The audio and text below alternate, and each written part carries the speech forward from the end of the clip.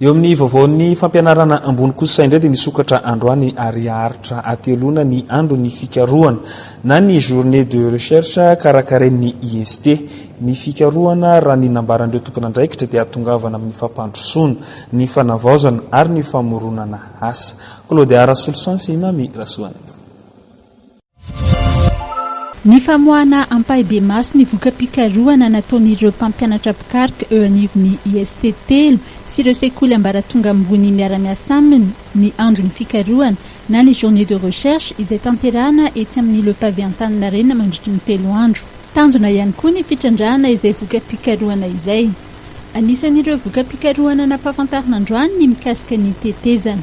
Efa nisy ny fikarohana mikasika ny lalana dia ny fampiasana ny rihitra vato na ny beton zany ny fanamboaran-dalana dia nisy vokany zany dia amin'izao mba ataontsika hoe akasika tanteraka ny fifaneraserana zany dia isika hoe groupena mpampianatra hikaroko manokana mikasika ny teknôlôjia sy ny ataontsika hoe conception calcul de pont dia tsy maintsy metomboka aloha zany amin'ny fahalalana ny zava-misy nanomboana azy teo dia avy eo hitarina amin'izay amin'ny ahoana inona no teknôlôjia mety azahoan'ny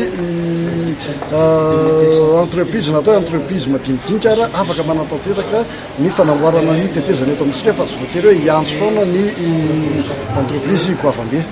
Raha ny eto Madagasikara dia somary lasa lavitra ny voka-pikarohana amin'ny ankapobeny eo anivon'ireo université manerana nosy. Somary misy fahatarana kely ny eo anivon'ny Institut supérieur de technologie na ny IST.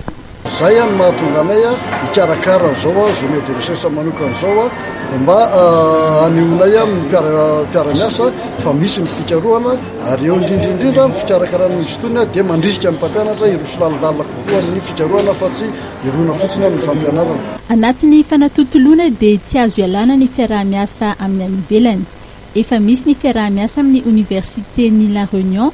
Azo nosoniavina ny maraina teo ny fiaraha-miasa eo amin'ny IST Antananarivo sy Antsiranana miaraka amin'ny université de Mascarenhas ao Maurice.